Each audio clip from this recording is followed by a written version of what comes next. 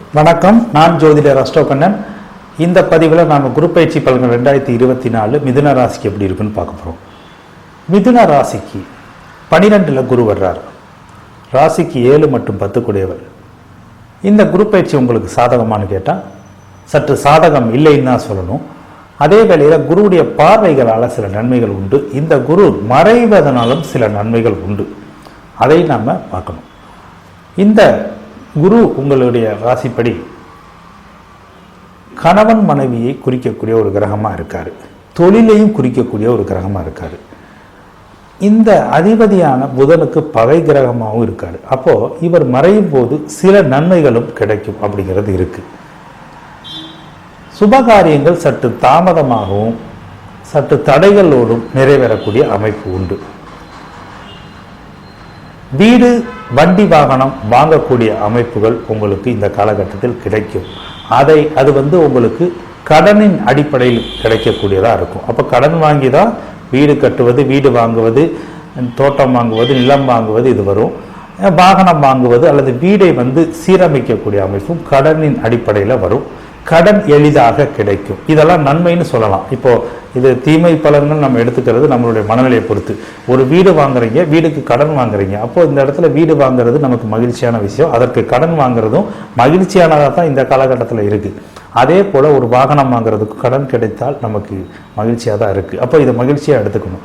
இன்னொன்று, இந்த கடன் கிடைக்கிறதுல எந்த தடை இருந்தாலும் அது எளிதாக நீங்கும். இப்போ இது வரைக்கும் இதுக்கு முன்னாடி கடனுக்கு முயற்சி பண்ணுறீங்க, பேங்க்லேயோ அல்லது ப்ரைவேட்டு தொழில் இந்த வங்கிகள்லையோ அல்லது தனியார் நிதி நிறுவனங்கள்லையோ அல்லது தெரிந்த நண்பர்கள் மூலமோ யார் மூலமோ இந்த பணம் தேவைக்கு வாங்குறதுக்கு முயற்சி செய்கிறீங்க. வீடு நிலம் வாங்குறதுக்கு, இடம் வாங்குறதுக்கு, வாகனம் வாங்குறதுக்கு அல்லது உங்களுடைய தொழிலுக்கான, இப்போ அது எளிதாக கிடைக்கும். அதே வேளையில் கவனமாகவும் நீங்கள் எடுத்துக்கொள்ள வேண்டும்.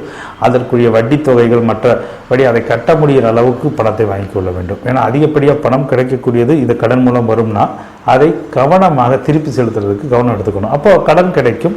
கடனால் நன்மைகள் உண்டு. உடல் ஆரோக்கியத்தில் சற்று நன்றாகத்தான் இருக்கும். உடல் ஆரோக்கிய குறைபாடுகள் இருந்தாலும் சரியாகக்கூடிய காலகட்டம்.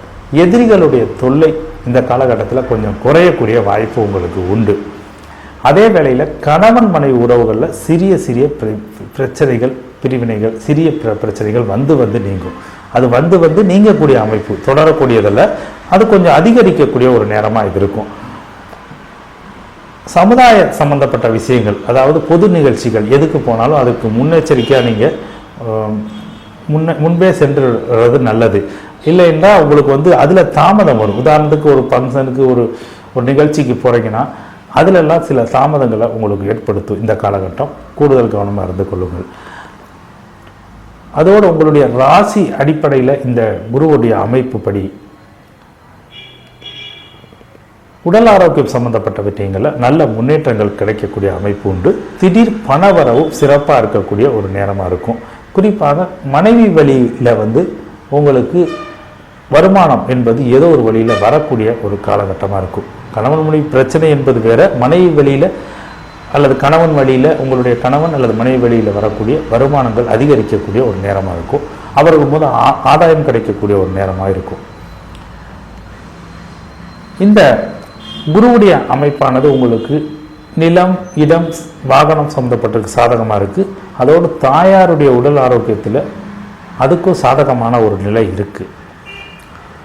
இதில் நீங்கள் கவனமாக இருக்கக்கூடிய விஷயம்னு சொன்னால், தொழிலாக இருக்கலாம் அல்லது உறவினர்களாக இருக்கலாம், நண்பர்களாக இருக்கலாம், வியாபாரம் செய்யக்கூடிய நண்பர்களாக இருக்கலாம், யாரோடும் பணம் கொடுக்கல் வாங்கல் விஷயங்களில் கூடுதல் கவனமாக எச்சரிக்கையாக இருங்க. இந்த காலகட்டத்தில் நீங்கள் ஒன்றில் பணத்தை செலுத்திட்டா அதை வாங்குவதற்கு 1 வருடங்கள் கூட ஆகலாம். கொடுத்து விட்டால் யாருக்காவது கொடுத்துட்டா கூட 1 வருடங்கள் ஆகலாம். அப்போது இந்த விஷயங்கள் தான் உங்களுக்கு கூடுதல் கவனமாக இருக்க வேண்டிய விஷயம்.